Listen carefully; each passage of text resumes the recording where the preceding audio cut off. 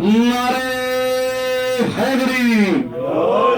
تھوڑی سی اور آگے آ جائیں. بھائی محمد و آل محمد صلوات.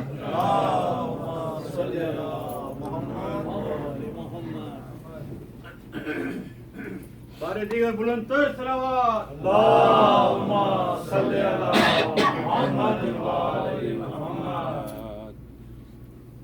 اعوذ باللہ السمیع العلیم من الشیطان اللعین الرجیم. بسم اللہ الرحمن الرحیم. الحمد للہ وکفی وسلام علی عبادہ الذین اصطفی خصوصا علی محمد المصطفی. اللہم صلی علی محمد وآل بیتہ الطیبین الطاہرین المعصومین شرفاء انہم سفینۃ النجات ومصباح الہدی. اما بعد فقد قال اللہ تبارک وتعالی فی محکم کتابہ المبین وهو اصدق الصادقین. بسم اللہ الرحمن الرحیم. ومن یبتغ غیر الاسلام دینا فلن يقبل منه وهو في الآخرة من الخاسرین. صلوات. اللہم صلی علی محمد و آل محمد. سلسلہ گفتگو یہاں تک پہنچا تھا کہ دین فقط ایک ہی ہے، اور یہ دین کسی شخصیت کی بنیاد پر نہیں ہے، کسی نظریے کی بنیاد پر نہیں ہے، کسی علاقے کی بنیاد پر نہیں ہے، کسی حدود جغرافیائی کی بنیاد پر نہیں ہے، بلکہ یہ دین اس کا پسندیدہ ہے اور اس کا بھیجا ہوا ہے جو عالمین کا پروردگار ہے. سبحان اللہ. اس کی قدرت اور اس کی طاقت یہ ہے کہ فرمایا، سورہ قصص ہے، قل ارائیتم ان جعل اللہ علیکم اللیل سرمدا الی یوم القیامت من الہ غیر اللہ یاتیکم بضیاء افلا تسمعون. کیا تم نے غور نہیں کیا اگر ہم رات کو اتنا طولانی کر دیں کہ قیامت سے ملا دیں تو کون ہے تم میں جو دن کی روشنی تم کو عطا کرے؟ افلا تسمعون. کیا سوچتے نہیں ہو؟ قل، پھر ارشاد ہوا، ارائیتم ان جعل اللہ علیکم النہار سرمدا الی یوم القیامت من الہ غیر اللہ یاتیکم باللیل تسکنون فیہ. اگر ہم دن کو اتنا طولانی کر دیں کہ قیامت سے ملحق ہو جائے تو کون ہے جو تم کو رات کا سکون عطا کرے؟ کتنی بڑی سلطنت ہے. کیا تمہارے لیے ممکن ہے کہ اس سلطنت سے بھاگ سکو، فرار اختیار کر سکو؟ کسی نے آ کر سرکار سید الشہداء امام حسین علیہ السلام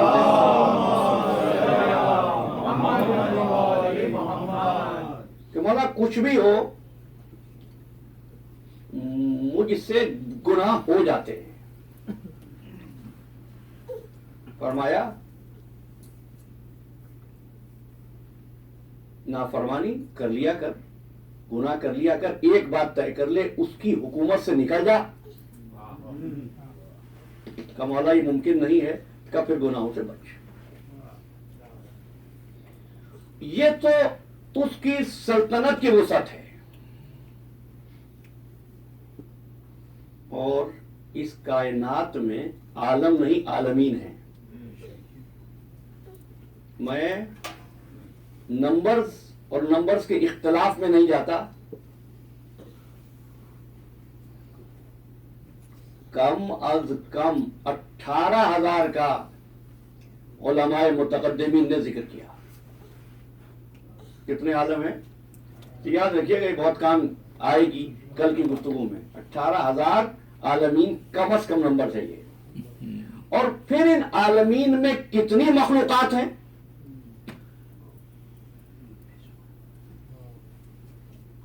ان کو ہم شمار بھی نہیں کر سکتے. یہ تو ایک عالم کی بات ہے. اس کائنات میں اس زمین میں تمام عالمین میں کتنی مخلوقات ہوں گی؟ تو ساری مخلوقات ایک طرف، انسان ایک طرف. تو کیا کوئی پورے انسان کو سمجھ سکا ہے؟ اب تو بات بہت آسان ہو گئی ہے. وہ زمانہ چلا گیا جب ایک ہی ڈاکٹر سارے امراض کا علاج کر لیتا تھا. آج اسپیشلسٹ گلے کا ڈاکٹر اور ہے، دل کا اور ہے، گردوں کا اور ہے، سانس کی نالی کا، سانس کے طریقے کا اور ہے، بخار کا اور ہے، فزیشین اور ہے، سرجن اور ہے. یہ اس امر کی دلیل ہے کہ یہ سب مل کر پڑھے لکھے لوگ، نہیں کہہ رہا ہوں سند یافتہ لوگ، یہ اعتراف کر رہے ہیں کہ ہم تو اس کی ایک مخلوق انسان کو بھی پورا سمجھ نہیں سکتے. اور یہ انسان جو پوری کائنات کو سمجھنے کا دعویٰ کر رہا ہے. سبحان الذی خلق الازواج کلھا مما تنبت الارض ومن انفسہم ومما لا یعلمون. یہ تو بھی یہی نہیں جانتا کہ یہ خود کیسے بن گیا ہے.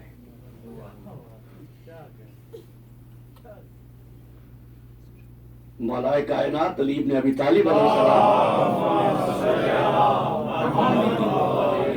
مجھے بہت جلدی سے اپنی تیسری گفتگو سے متصل ہو جانا ہے. فرماتے ہیں انسان تیری بیماری تجھی میں ہے، تیری دوا بھی تجھی میں ہے. تو ایک قطرہ نہیں ہے، ایک جرثومہ نہیں ہے. تیرے اندر تو عالم اکبر چھپا ہوا ہے. عالم اکبر چھپا ہوا ہے. تو اگر عالمین کو پہچاننا ہو تو کس کو پہچانو گے؟ انسان کو. اب ساری کائنات کے فلسفے ایک طرف رہ جائیں اور میرے مولا کا یہ جملہ، یہ ارشاد ایک طرف، من عرف نفسہ فقد عرف ربہ. جس نے اپنے نفس کو پہچان لیا اس نے اپنے رب کو پہچان لیا.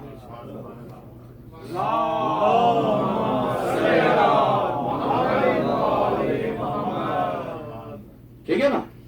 یہ انسان ہے. یہ انسان وہ ہے جس کے لیے اس نے فرمایا کہ ہم نے لقد خلقنا الانسان فی احسن تقویم. کسی اور مخلوق کو بنا کر اس نے فخر نہیں کیا، اس کو بنا کر فخر کیا. کہنے لگا فَتَبَارَكَ اللَّهُ أَحْسَنُ الْخَالِقِينَ. بابرکت ہے وہ پروردگار جو خلق کرنے والوں میں سب سے احسن ہے.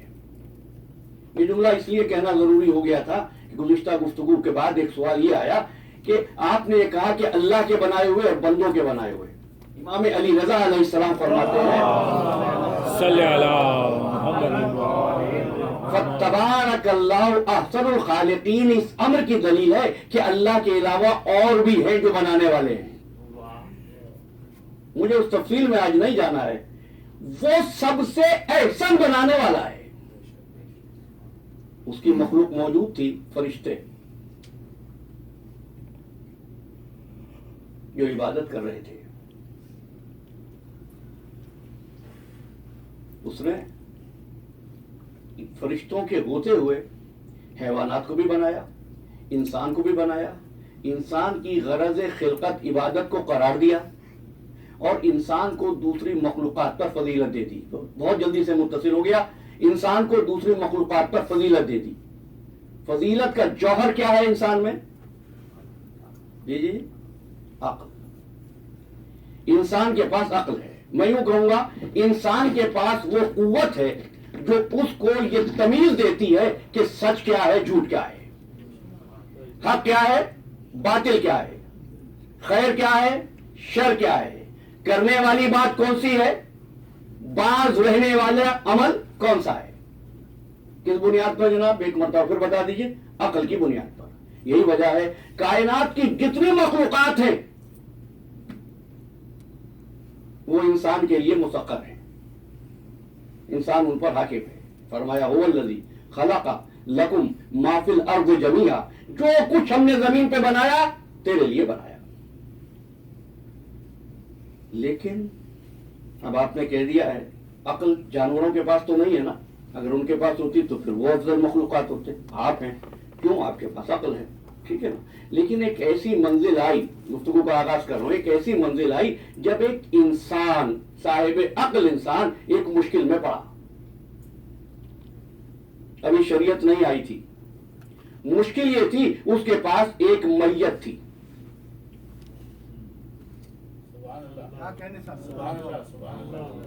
فکر یہ تھی کہ اس میت کو کیسے چھپاؤں.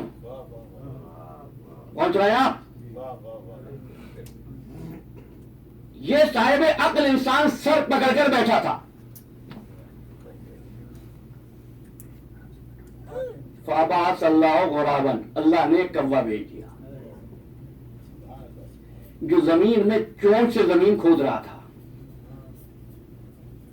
اس نے دیکھا کیوں کھود رہا تھا؟ کیف یواری صوت اخیہ، تاکہ وہ کوا اس صاحب عقل انسان کو بتائے کہ میت کو کیسے چھپاتے ہیں. تو جب یہ ہوا تو اس انسان نے یہ کہا، کیا کہا؟ یا ویلتا، یہ قرآن ہے، اعجزت ان اکون مثل ھذا الغراب، افسوس ہے میں تو اس کوے کے برابر بھی نہیں ہوں. اب فیصلہ تو آپ پہ چھوڑ رہا ہوں میں. ابھی آپ نے کہا تھا انسان صاحب عقل ہے، لیکن تعلیم اس انسان کی ایک کوے کے ذریعے ہے. پرندوں میں بھی اس پرندے کا انتخاب کیا جس کو آپ تمثیل میں بھی پسند نہیں کرتے، اور اس کوے کے لیے بھی اس نے وہ لفظ استعمال کیا جو اس نے اپنے انبیاء کے لیے استعمال کیا تھا. جی فَبَعَثَ اللَّهُ غُرَابًا، اللہ نے کوے کو مبعوث کیا. سورہ جمعہ میں کیا فرمایا؟ هُوَ الَّذِي بَعَثَ فِي الْأُمِّيِّينَ رَسُولًا، ہم نے رسول کو مبعوث کیا. تو دو باتیں طے ہو گئی عزیزان محترم کہ اگر وہ کسی کو مبعوث کر دے تو دنیا کا بڑے سے بڑا صاحب عقل بھی نہ اس جیسا ہو سکتا ہے نہ وہ اس جیسا ہو سکتا ہے.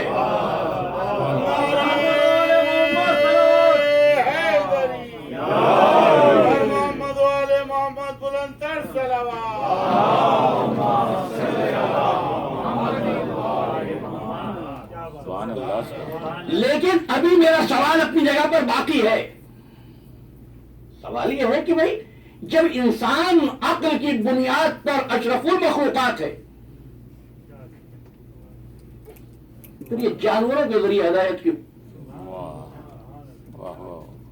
کسی کو نبی کو بھیج دیتا، آدم بیٹے کو بلا کے سکھا دیتے. کیا بات ہے.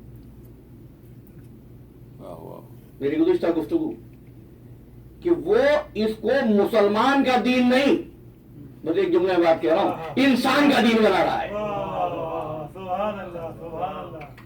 ٹھیک ہے نا. اچھا ایک بات اور کہہ دوں، یہ قابیل نے حابیل کو قتل کیوں کر دیا تھا؟ پہلے بار ایک جملہ سنتے جائیں، دونوں کا بار بھی کم ہو جائے. یہ قابیل نے حابیل کو قتل کیوں کر دیا تھا؟ اب پتہ نہیں کتنے افسانے لوگوں نے بتا دی. مسئلہ جھگڑا وصایت کا تھا. آدم کا جانشین کون ہوگا؟ ابلیس آ گیا، بہکا دیا. پتہ چلا جب بھی وصایت کا مسئلہ ہو جو نزاع پیدا کرتا ہے وہ ابلیسی ہوتا ہے. अच्छा, एक बात और तय हुई, ये था कौन इब्लीस? अब देखिए, बातें तो बहुत सी मौजूद के साथ आती हैं, और ये बच्चा वैसम पूछ रहा था कि मैंने कल एक जुमला कहा था, जितनी हो सकेगी वजाहत करूंगा। भाई, इससे ये मालूम होता है इब्लीस का आना जाना था, तभी तो बहकाएगा ना। आने जाने वाला दुश्मन बनकर नहीं आता, दोस्त बनकर आता है। दुश्मनी हाबिल से तो है नहीं, दुश्मनी काबिल से है नहीं, दुश्मनी आदम से है। तो इब्लीस के मिजाज को समझ लो। इब्लीस उस मिजाज का नाम है, उस किरदार का नाम है जो नबी की दुश्मनी, उसकी औलाद को कत्ल करके अपने जलवा इंतकाम को सर्व करता है। सुभान अल्लाह, सुभान है ना?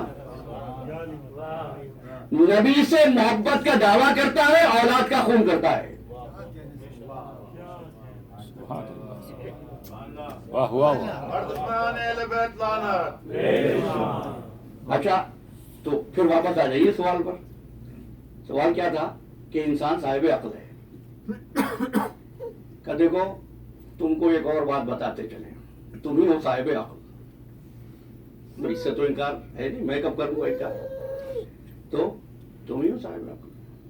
तुम रहते हो, घर बनाते हो, तुम्हारा कोई बनाया हुआ बड़े से बड़ा आलीशान घर भी इस काबिल नहीं कि हम उसका जिक्र अपनी किताब में करें। है आप में से किसी के घर का जिक्र कुरान में? लेकिन एक छोटे से कीड़े ने, मक्खी ने घर बनाया। किसने? शहद की मक्खी ने। पूछता इसलिए हूं कि अगर एक जवाब आ जाता तो कोई जरूरत नहीं होती तफसील की। शहद की मक्खी ने घर बनाया, हुक्म दिया जावे। शहद की मक्खी निकली,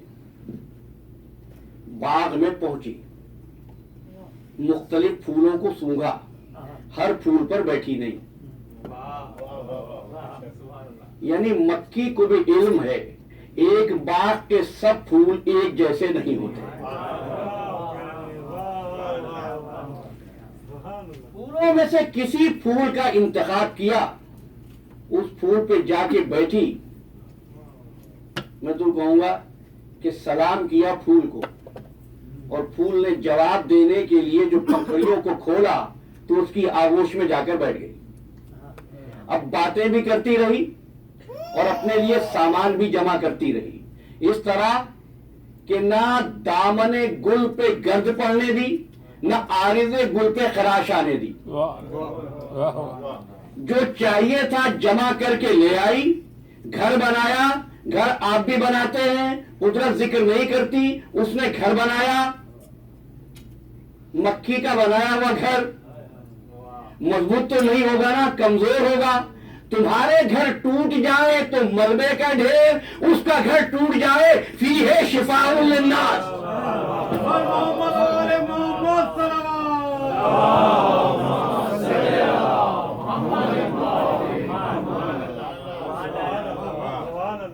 इसने किसी आर्किटेक्ट को नहीं बुलाया है, अरे भाई नक्शा नहीं बनवाया किसी से, बस अपना जैसा भी घर था बना लिया। लेकिन बरकत ऐसी कि अगर टूट जाए तो वो कहता है इसमें हमने लोगों के लिए शिफा रखी है। तो एक मर्तबा तय किया कि पता करे शहद की मक्खी घर कैसा बनाती है, घर कैसे बनाती है। तो उन्होंने उस जगह पर बड़े बड़े मिरर लगा दिए। हुआ क्या, शहद की मक्खियों ने घर बाद में बनाया और उस मिरर पर मट्टी जमा करके मट्टी से ऐसी लेयर बनाई कि मिरर ने काम छोड़ दिया। यानी मक्खी ने पहले चोर दरवाजे को बंद किया। इससे भी आसान उर्दू चाहिए, है ना? माबूद, ये मक्खी होगी अशरफुल मखलूकात का, नहीं तुम ही हो। क्यों है माबूद? इतने बड़े पढ़े लिखे लोग, बासनद लोग, समझदार लोग, तेरे बनाई हुई ऐसन मखलूक वो घर बनाए तो जिक्र ना करे, और ये मक्खी घर बनाए तो कुरान मजीद उसका जिक्र करे, उसमें लोगों के लिए शिफा करार दे। का समझे ही नहीं। बताना ये चाह रहे तुम जो घर बनाते हो अपनी अक्ल क़ियास से बनाते हो। शहद की मक्खी वही के आईने में घर बनाती है। अब आयत पढ़ा, औहा रब्बु का इलन्नाल, तेरे रब ने शहद की मक्खी की तरफ वही की। पता चला जो वही से बनता है वो इस काबिल होता है कि कुरान उसका तज़किरा करता है। फिर दुनिया का बड़े से बड़ा साहिब वही की बराबरी नहीं कर सकता।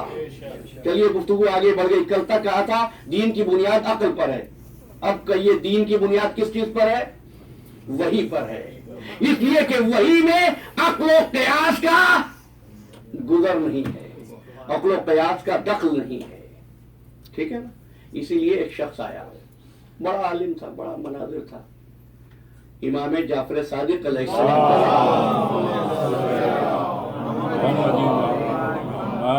और कहता है कि मैं चाहता हूं आलिम मदीना से मनाजरा करूं। आलिम मदीना हमारे छठे इमाम मुराद है।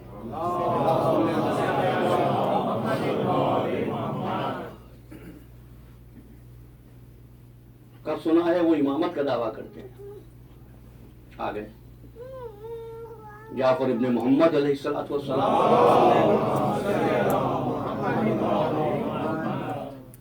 और अगर आपने तवज्जो से सुन लिया और याद रखा तो बहुत काम आएगा। मतलब तशरीफ लाए, वो सामने आकर बैठ गया। आपने फरमाया मनाजरा बाद में करना, पहले मुझे ये बताओ ये मनाजरा तुम किस माकस से करोगे? मनाजरे की पहली शर्त, बहस की पहली बुनियाद ये होती है कि सोर्सेस क्या क्या होंगे, कहां से होगा। उसने कहा मैं कुरान से करूंगा, नबी के फरमान से करूंगा, और कुछ थोड़ा सा अपने आप से, अपने पास से करूंगा। आपने फरमाया कुरान से करोगे, समझ में आई, हदीस से करोगे, समझ में आई। ये जो कुछ और तुमने कहा है, क्या मेरे नाना से बच गया था जो तुम करोगे? कहा नहीं, ये बात नहीं है, दीन तो कामिल है, लेकिन फिर भी मैं चाहूंगा कि इसमें अपने तजजिए को शामिल करूं। मौला ने फरमाया ये बता तेरा तजजिया वही से है? तो जो है तजजिया वही से है? कहा नहीं। कहा इल्हाम से है? कहा नहीं। कहा जो न वही से है न इल्हाम से है, क्या मुझ पर वाजिब है, मेरे लिए जरूरी है कि मैं उसको मानूं? कहा नहीं, आपके लिए जरूरी नहीं है कि आप माने। कहा जिस बात का मानना जरूरी ही नहीं है उस अमर के लिए मनाजरा कहता।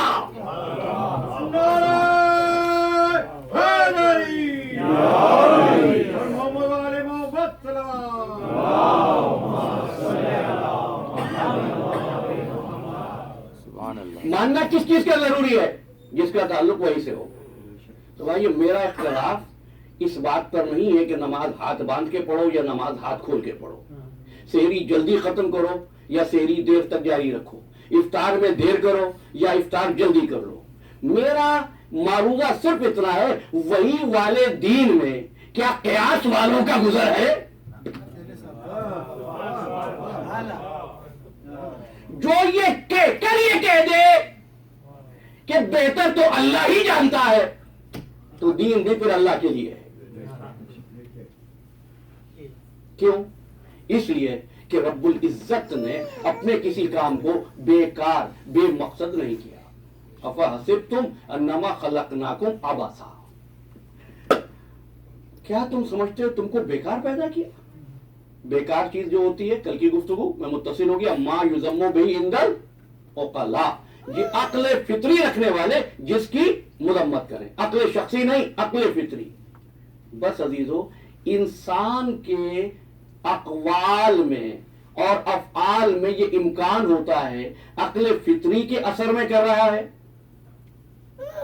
या अक्ल शख्सी के असर में कर रहा है। लेकिन जो जानवर करता है وہ عقل شخصی میں نہیں ہوتا، فطرت کے اشارے پر ہوتا ہے۔ لہذا جب بگڑے ہوئے انسانوں کو رائے راست پر لانا ہو تو اس کو بندوں کے ذریعے نہیں، جانوروں کے ذریعے ہدایت کی راہ پر لاتے ہیں۔ صاحب وہی تو موجود تھا، چاہنے والے خواہش رکھتے تھے ہمارے گھر پہ قیام کرے، صاحب وہی فیصلہ کر دے کہ نہیں، مدینے کے ان گلی کوچوں میں وہ بھی ہیں جو زبان سے تو کلمہ پڑھ رہے ہیں، دل سے ابھی بھی حقانیت محمد میں شک ہے۔ تو جب بھی امت میں ایسے پیدا ہو جائیں جو حجت پر شک کریں تو فیصلہ حجت کی اونٹنی کرتی ہے یا حجت کا گھوڑا کرتا ہے؟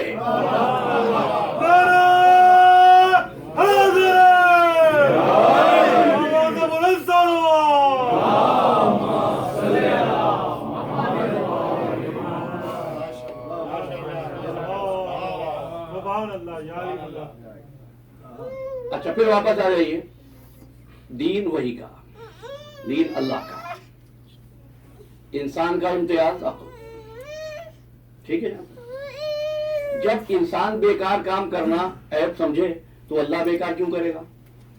اللہ کی بھی یہ غرض ہوگی۔ یہاں ایک مشکل پیدا ہوئی اور ایک بڑا مکتب فکر ہے علماء کا، میں ملت کا نہیں، علماء کا، جنہوں نے کہا اللہ کے لیے غرض مقرر نہیں کی جا سکتی، وہ جو چاہے کرے، جب چاہے کرے، جیسا چاہے کرے، اس کی مرضی، نیک کو جہنم میں ڈالے، برے کو جنت میں ڈال دے، اس لیے کہ اس سے پوچھا نہیں جا سکتا۔ کیوں کہا انہوں نے یہ؟ دیکھیے یہ جو علم ہوتا ہے نا، جو فلسفہ ہوتا ہے، یہ اس کی مثال بحر کی، سمندر کی موجوں جیسی ہوتی ہے، تیرنا نہ آئے نا تو آدمی ڈوب جاتا ہے۔ وما خلقت الجن والانس الا لیعبدون، ہم نے انسانوں اور جنوں کو گزشتہ برس 10 دن اسی عنوان پر بات کی تھی، عبادت کی غرض سے پیدا کیا۔ کیا غرض تو اس کی ہوتی ہے جو ضرورت مند ہو، وہ تو ہے بے نیاز۔ اس کا جواب دیا نصیر الدین طوسی نے، وہ کہتے ہیں کہ الغرض عائد الینا لا الیہ، یہ غرض اس کی طرف نہیں پلٹتی، ہماری طرف پلٹتی ہے، چونکہ ہم غرض مند ہیں، وہ غرض مند نہیں ہے۔ یعنی بس اب میں یہاں گفتگو کو آسان کرتا ہوں کہ جب بھی کبھی آپ دین کو سمجھنا چاہیں تو خالق کو اور مخلوق کو الگ کر کے نہیں سمجھ سکتے، اسی لیے اس نے خود کو رب نہیں کہا، رب العالمین کہا، عالمین سے تعلق جوڑا، خود کو خالق کہا، خالق ہمیشہ خلق کا ہوتا ہے، رازق کہا، رازق ہمیشہ مرزوق کا ہوتا ہے۔ میرے ساتھ ہے؟ یعنی مخلوق سے رشتہ توڑ کر خالق کو سمجھا نہیں جا سکتا۔ پتہ آج کی مشکل کیا ہے؟ تمام طبقے مطمئن، یہ مذہبی طبقہ بڑا غیر مطمئن، اس کو شکایت ہے بچے نماز نہیں پڑھتے، لوگ مسجد میں نہیں آتے، لوگوں کے اخلاق خراب ہو رہے ہیں۔ سائنسدان سے جا کے پوچھے، وہ بڑا خوش ہے، مطمئن ہے، کل پتہ نہیں کیا ہو جائے، آج تک جو کر لیا ہے۔ لیکن یہ غیر مطمئن، یہ دین کو خارجی حقیقت بنا دیتے ہیں، تو اگلا یہ محسوس کرتا ہے کہ مجھ پر کوئی چیز مسلط کی جا رہی ہے۔ جب مسلط کرنے کا امکان پیدا ہو جائے تو طبیعت میں بغاوت پیدا ہونے لگتی ہے، اور اگر پیش ایسے کیا جائے کہ محبت پیدا ہو تو دل کھنچنے لگتا ہے۔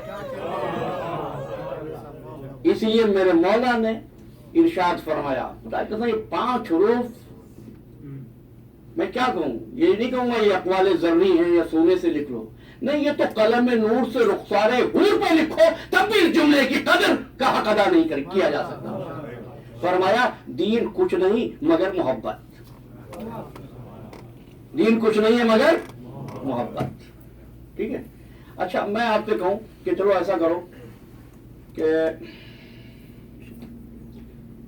اس پوری کائنات میں موجود موجودات کو صرف 2 لفظوں میں بیان کر دو، کیا کہیں گے آپ؟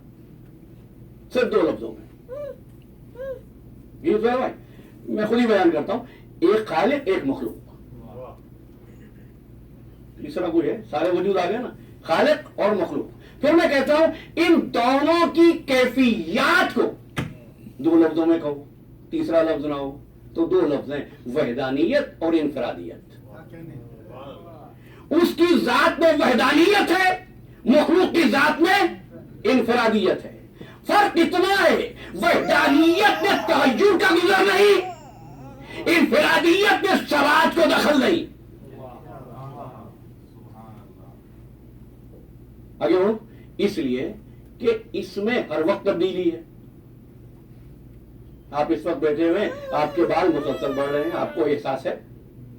آپ کے بدن کے اندرونی اعضاء اپنا کام کر رہے ہیں، آپ کو احساس ہے؟ تغیر ہے، لیکن وہاں استحکام ہے۔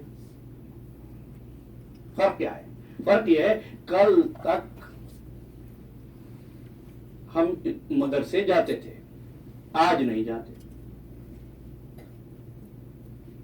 کل تک ہم کام کرتے تھے، آج ریٹائرڈ ہیں۔ یعنی ہم کبھی تھے ہوتے ہیں، واہ واہ کبھی ہیں ہوتے ہیں۔ وہ کل بھی رزق دیتا تھا، آج بھی رزق دیتا ہے، وہ کل بھی رزق دیتا رہے گا۔ پر سمجھے نا، یعنی خالق و مخلوق میں فرق یہ ہے، جس پر تھا ہے اور گاہ کا اثر نہ ہو، جس پر ماضی حال اور استقبال کا اطلاق نہ ہو سکے، وہ ہے خالق۔ ٹھیک ہے؟ اچھا، سورہ رحمان، کل یوم ہوا فی شأن، اس کا ترجمہ کیا رضا خان بریلوی صاحب نے کہ وہ ہر روز کسی نہ کسی کام میں لگا رہتا ہے۔ اب اگر یہی رک جاؤں تو اسی آیت پر بات ہوتی رہے گی، لیکن صرف اتنا ہی کہنا تھا، یعنی ہر وقت کرتا رہتا ہے۔ اور کیا ہر وقت کرتا ہے؟ نہیں بھائی، زندگی دیتا ہے، ہر وقت نہیں۔ لوگ دعائیں مانگتے رہتے ہیں، اولاد نہیں ہوتی، جب وہ چاہتا ہے ہو جاتی ہے۔ لوگ زندہ بیٹھے ہیں، موت ہر وقت نہیں آتی، اس کو معلوم ہے جب موت کا وقت ہوگا۔ کیوں؟ وہ ماضی سے آزاد ہے، وہ حال سے آزاد ہے، مستقبل اس کا مطیع ہے، وہ مستقبل سے مجبور نہیں ہوتا، حال اور ماضی اس کو قید نہیں کرتے۔ تو پتہ چلا جس کو دین کہتے ہیں اس کا پہلا تعارف یہی ہے کہ جو ماضی و مستقبل و حال کے حصار میں قید نہ ہو سکے۔ اگر رب العزت ہو تو دین ہے، اگر حجت ہو تو اصول دین ہے، اگر پروردگار ہوئے تو وہ دین ہے، حجت ہے تو اصول دین ہے۔